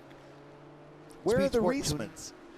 Reismans, well, you know, we had a schedule change. We were supposed to be here in July, and 30 days ago, the decision was made to come to Memorial Day at the request of a number of competitors. We changed up, and many vacation plans. Now, I could hear the words in my head, all right, at home, and I believe it went something like this. Honey, we're taking the family to Paris for Memorial Day weekend vacation, and that's where they are, okay? The Reismans very graciously supported International GT. They own the Interlaken Inn right up the road where many competitors stay, and this particular event was featured by the Interlaken Inn for many years, over 10 years that I was with them, and appreciate their support. And the Reismans are in Paris. Well, that's a good reason. Yeah. That's where I'd be if I wasn't here. Now, who is running the Memorial Day Classic livery in that Stuttgart Cup back there? I don't know. Yeah, we got to find out. Very cool. Yeah. Obviously, a big Lime Rock supporter. We have a number of club members. There's a pass there. Michael Stacks headed around. Here it is, the 76. So that's Craig. Yeah. Look at that. If that doesn't scream Memorial Day, he got the memo. Yeah, great. Fantastic livery. It's like there's something ghosted into the stripe, too. Can't to go tell look at exactly that. what it is. It's funny. Talking to Charlie last night about the new car, and he says he's just not really comfortable in it yet. He says a lot more horsepower, handles more like a cup car. He said he's really, you know, he was comfortable in the 3.8 car, but not so much in this 4-liter. So it's really getting used to it. But we appreciate that. We want the drivers to slowly get used to these cars. Yep. Torsten Gross in the Cayman 3.8, another local guy just down the street in the Just Hands. If you know Torsten, he is racing with hand controls. Shout out to him. And those that say, I don't think I can race because I can't walk, there's a testimony to that, yes, it can be done. And shout out to him. Here we go. The Memorial Day Classic. And Great Ken, drum you're shot. from this area, so you know what this means to this area with Craig running that Memorial Day livery, but I know you've come here for many of these Memorial Day Classics. This is what I consider my home track. Now, story here is that I spent the first 25 years of my life in Connecticut. It was a wonderful place to grow up, a wonderful experience, and I came to my first Memorial Day race. I was a college student down the road at Central Connecticut State University, and came out here in 1975 and viewed my first IMSA race at that time. By 1979, I did my first race here at Lime Rock, and didn't know anything much between here and the Glen. But, you know, I older and wiser, I think I got. I spent the first 25 years, and I discovered something called airplanes. Ben, do you know what those are? Yeah. Yeah. But well, I think- Battle for the lead we might developing have a coming change up onto here. the front straightaway here. Yep. And we're going to have a pass by the time we get to Big Ben. Here he comes. Joyner thinking Yeah. about inside, then goes to the outside as Farhang takes the inside line. That definitely kept Farthing out front for now, Yep. but Torsten- Joyner is pushing hard. Now he's going to try look outside here, going to left-hander. Couldn't get it done there. Probably be Torsten just patient saying- from here yeah, until they Torsten come got- back around gotta to the get front back on straightaway. No name. again. There we go. Yeah. Let the leaders by. You know, this is such a short track that, you know, in a 25-minute race, there's lap traffic comes into play. Yep. But he's setting it Here up we go, again. West Bend. Yep. Got him. Let's see what his times look like. Yeah, I mean, they're so close. Russell Farang, 53.4. Eric Joyner, 53.0. So they're within shouting distance of each other there. But some great patience exercised there by all three drivers. Yep, all good. Torsten locking it up right in front there. Going late into one. braking there. So Eric Joyner from last to first. They call that 0 to hero at this point. And I think he's going to put in a couple of quick laps here, Ben, and open up a gap. Eric Joyner is one of my heroes. Like, what he gets to do, you know, when he's not on the racetrack is just some of the coolest stuff. And he's had a blast the last 2 years. He's been in Europe finishing up a film on Formula One. And I was asking, so it's very important in a race car to hit your marks. But he was the camera car in the Formula One movie. So his marks were not the apex. You know, he had very specific marks. Had to get the view. He's like, it's much more pressure to hit your marks in a camera car than in a race car. Yeah, the marks are totally different because you're trying to get a perspective of the other cars. Yeah.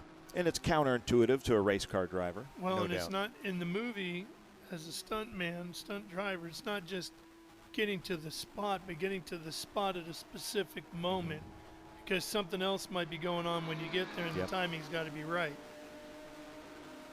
So he was telling us that he was driving a car with anywhere between 5 and 8 cameras attached to it. He could see a monitor because he is a movie director, so he knows what kind of composition they're looking for. And he had Brad Pitt right in front of him or right behind him. You know, and the formula, and then the FIA would let him on track, but maybe for 12 or 9 minutes, and very precise. So he had to get out there and run fast laps immediately. Yeah, because they shot on race weekends. Some good grand camera shots that we're seeing from the drone here at the beautiful Lime Rock Park. So Russell, beautiful car is Russell's car, this 412. Yeah, he plays, I believe, violin in symphonies. Yes, exactly. Yeah, it's not just home tutoring, so to speak. Yeah. Where I come from, they call that the fiddle. Oh, that's you're a Midwestern guy. That is the okay, South, bluegrass country. Okay, Charlie Daniels. So a GT3R in front of a GT3 Cup.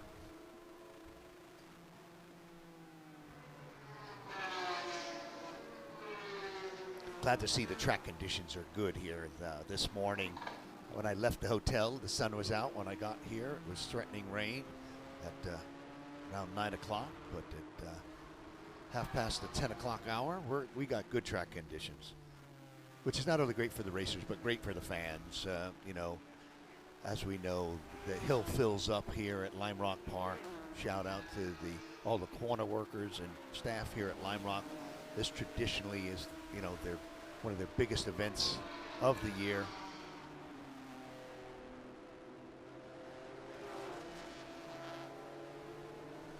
So Russell right behind Eric Joyner. Russell in a 2023 Porsche GT3 Cup 4-liter. Eric Joyner in a GT3R. Michael Stack coming up, running some very quick times. You know, settling down and getting close to times of the first and second place cars. Russell Farang and Eric Joyner.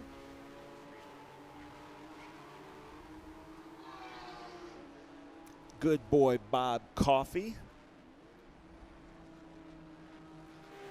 with Eric Joyner. Here comes Katz. I'm hoping that we can focus on Katz with his jumping that he likes to do. Yeah. On trackinsurance.com. Here we go. This car truly does fly. Yeah, he's our poster car for many still shots of coming up of the uphill. We are not using the chicane at the uphill. Woohoo! There we go. Yeah. Nice. Yeah.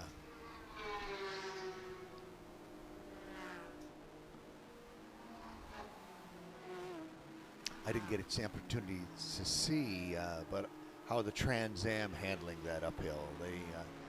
They getting air under. It's scary. Yeah, I'm sure. Yeah, yeah. It was somewhat sub-minute as times came down, and I've been coming here for 50 years, and you know, once we got under a minute, that's when the uphill really started to come into play, and the track management and fathers just said, let's put a chicane in. I mean, we had a couple of prototypes. We had one specifically, I remember, went over, so they said, okay, we got to get this settled in. So they put the chicane in. I remember it was a 962, I believe, right? I'm not sure. I thought it was it was a prototype, but I think it was a Toyota or whatever. Okay. I drove a 962 here in a race early on, and didn't realize how important it was that you make sure the wheel is straight. Yeah. Okay. And I had a moment where it landed and the wheel was just a little bit turned, and I thought I was going for a heck of a ride, but straight caught it and straightened out and continued into West Bend. But that really got my attention. Oh, I bet. Oh, yeah. Probably some 40 years later. So Eric Joyner with a 53.8. Bahrain right behind him with a 54. 17 laps in the books. I mean, very unusual. We went from our longest racetrack on the IGT schedule at Road America to the shortest. So I'm hearing 5 minutes left. How do I say this name? Is a Stack? Stack. Okay. Stack. Yep. So At Eric least that's what Joyner we're calling it. looking very good here at Lime Rock Park. He's got some cars now ahead of him. He's going to be meeting lap traffic here near the end of this session. So this would be a chance for Farhang to maybe make up some ground. Then Katz, Moses, Craig, and Gross. It was John Morton in the Nissan GTP ZXT There we go. Yes. in 1988. Yep. I thought it was the Nissan. Okay. So would Yeah, that have been I like thought the it was Brabham Nissan Yes, back exactly. then? Yeah. The red blue car. Yeah. It's a great car. Yeah, those cars, that and the Toyota, changed things for the 962, which had their way for many years in IMSA until the Toyota and specifically the Nissan showed up. It became rather difficult as the 962, the factory had stopped developing the car, so privateers tried, and it was mostly ground effects that really, and the flat engine configuration was not conducive to adding downforce to the 962. So, and that was the difference between the Toyota and the Nissan. And the team struggled. I was involved with a car that right at the end, my partner and friend Derek Bell drove, and something broke due to added downforce on the car at Daytona on the front straight, and the car went upside down. See what he's doing here with the blinker is he's saying, pass me on the right. He's not saying I'm about to do a right turn. He's saying this is where I want you to pass me. Yep. Charlie Craig, being the sportsman he is, lets the leaders by, and he continues on. That's a beautiful car, that Good Boy Bob coffee car. And it's got a dog in the livery. Yeah.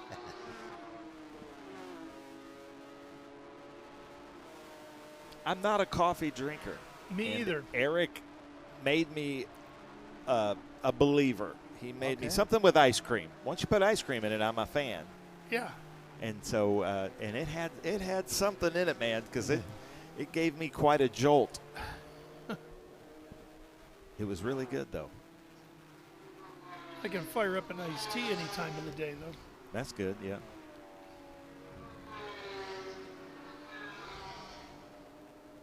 So we may have done as many laps as you did last weekend in your Enduro. Right, exactly. Yeah, we were in the 9-10 lap area at Road America, so. Just 2 minutes left in this first sprint race of the weekend. Means at least 2 laps under green flag conditions. I love the sound of Joyner's car, too. Yeah. Oh, looks like Torsten had a miscue. Back underway.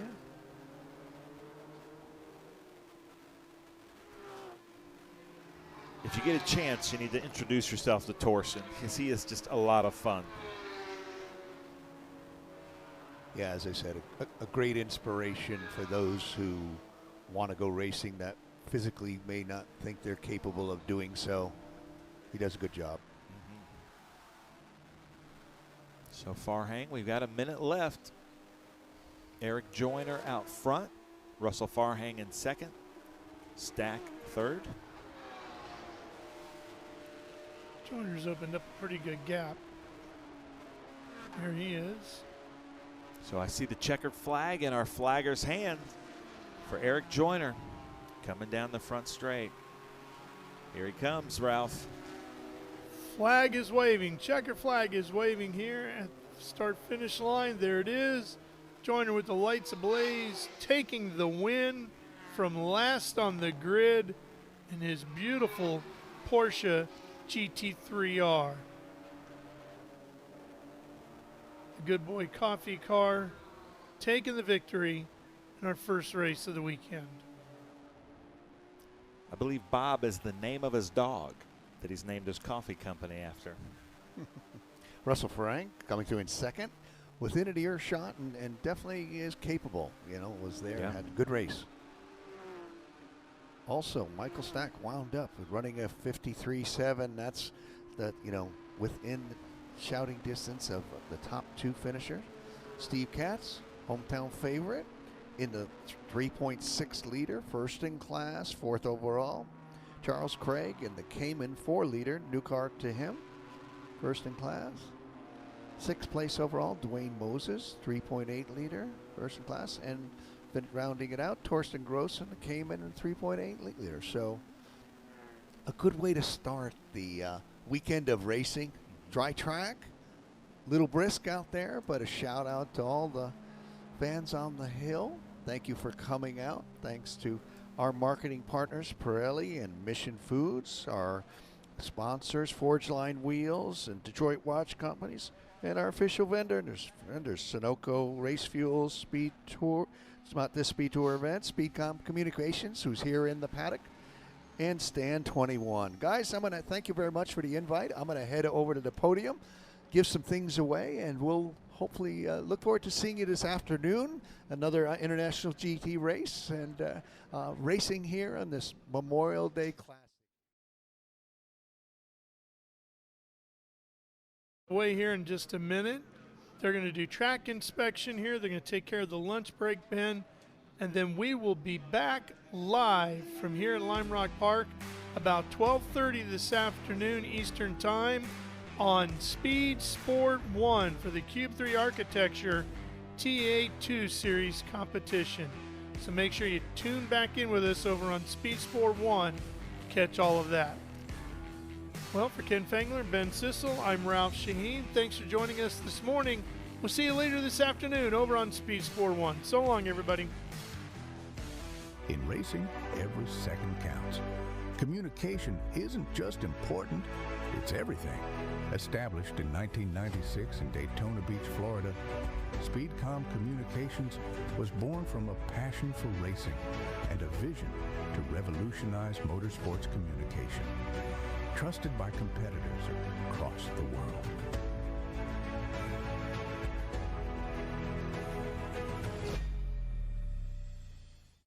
Okay, so pretend this is your race car. It's on the trailer, and you have an accident. Ouch! At least your truck's insurance will pay for another one? Yeah, not so fast. Standard insurance won't replace your race car, whether it's in the trailer, in the paddock, in the garage, or the repair shop. But at Hagerty, we can protect it for what it's really worth anytime it's off the track. No matter what or where you race, offer less than a set of race tires. Hagerty, let's drive together.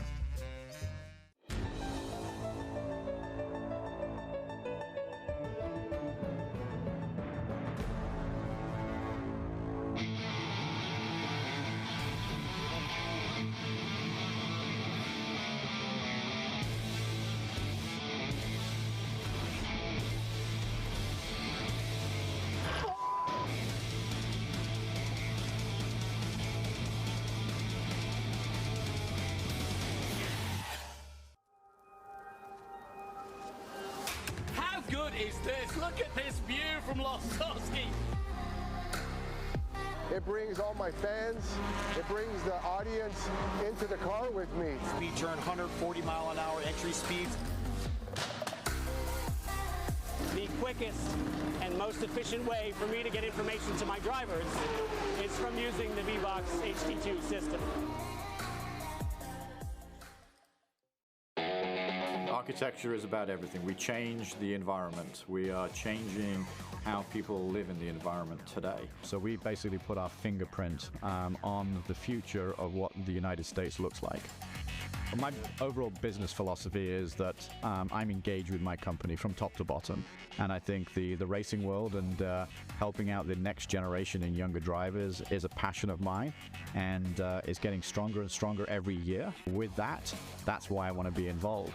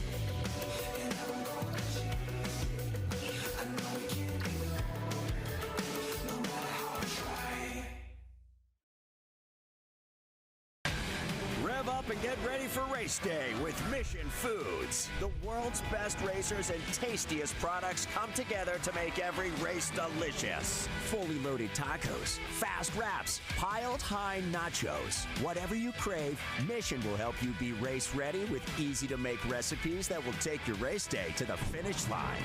Keep your racing delicious and enjoy all the mouth-watering action. Brought to you by Mission Foods. Too fast, too tasty.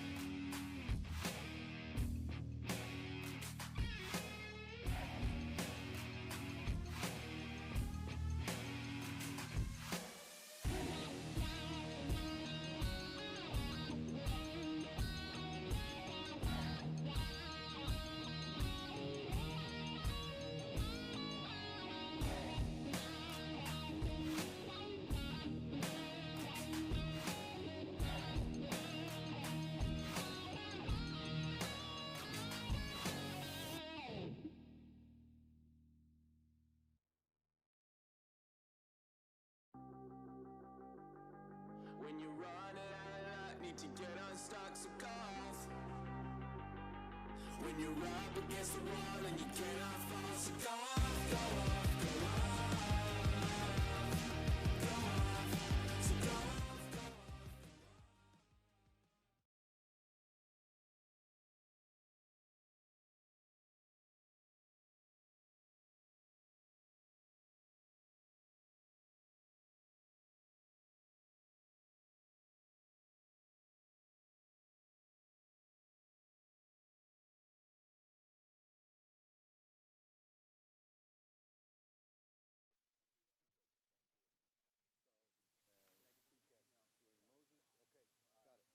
First and second, now.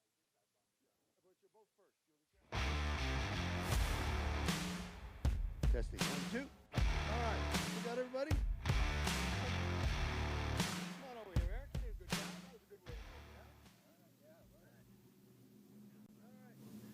All right, we're going to get on with things. First off, on behalf of International GT, we'd like to thank you for being here on this Memorial Day Classic. And the weather's been a bit challenging, but this was a good way to start and shake off the cobwebs. We'd like to thank our marketing partners, Pirelli, Mission Foods, our official vendors, Forge Line, Race Wheels, Detroit Watch Company, and our official vendors, Speedcom Communications, Sunoco Race Fuels, Stand 21. Thank you very much. Guys, let's give them a round of applause for their support of International GT.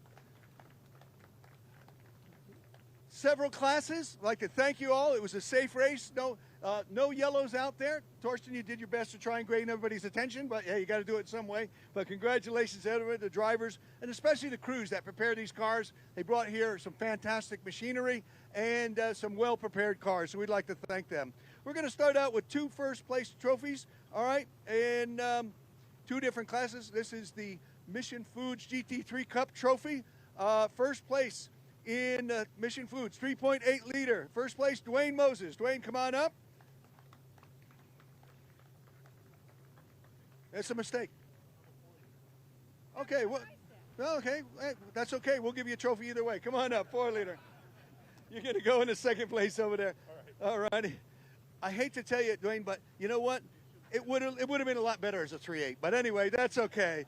Because he's first place in right there in second, all right, overall, and in 4th place overall, and first place in 3.6 liter. Giving all the big boys a lot of fits, local knowledge, our regular Steve Katz. Steve, come on up.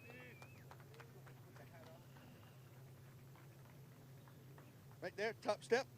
You finished 4th overall. I'm going to start here with Dwayne. Dwayne, thank you for being here, part of International GT. Congratulations to you. 3.8 or 4 liter, you still ended up in the same place, 5th overall. Congratulations to you.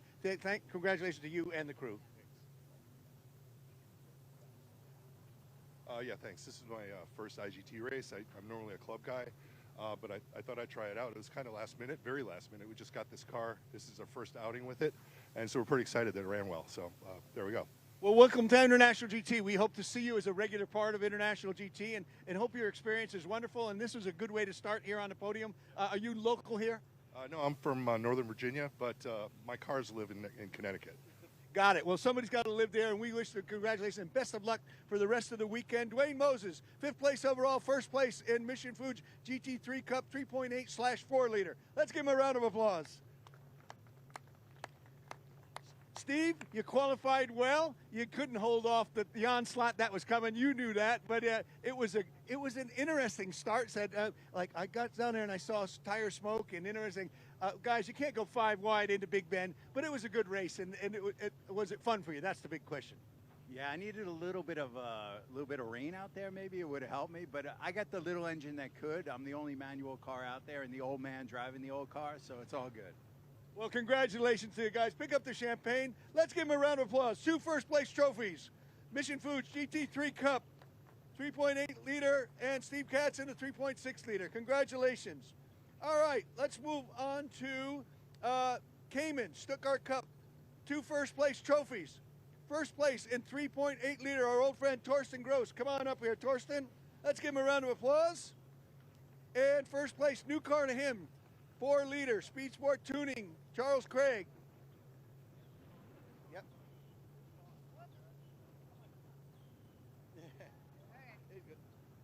Torsten, I'll start over here with you as you get that sorted out with that. Julie will give you a hand with the hat. Oh. They got it. Torsten, congratulations to you. You've been with us a couple of years now. You came to the first race. Was it here at Lime Rock that when you came a few years back and said, hey, I'd like to race with you? VIR was my first one. So I've done this one now 3 times. Great, and we've seen you at, was it Sebring or was it? I know we've seen you elsewhere on the International GT schedule. You have me at Watkins Glen, VIR, and a couple others, I think. Congratulations to you. I have to say, Torsten, you're a great inspiration to those that, say, hey, I don't think I'm capable of driving a race car. You prove them wrong, and congratulations. You're a great inspiration, and we wish you congratulations in winning first place in the Cayman 3.8 liter class. Congratulations to you and the Hairy Dog Garage. I appreciate it. Thank you, guys. Torsten Gross, first place.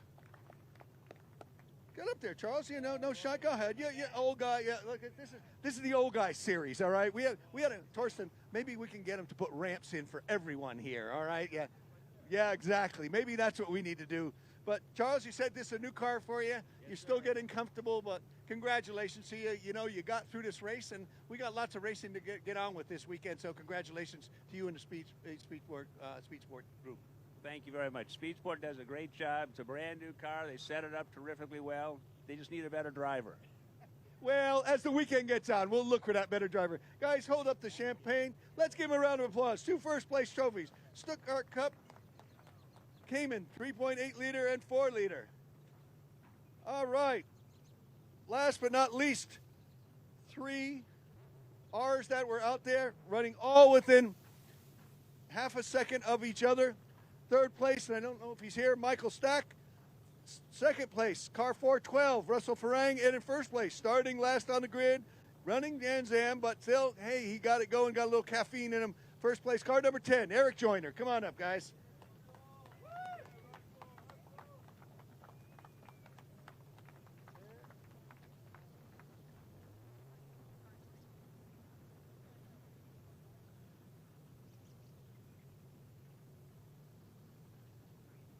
Russell, I'll start over here with you. You know, yesterday was great when Eric wasn't here, wasn't it? You thought, hey, this is a good deal. You know, it was good.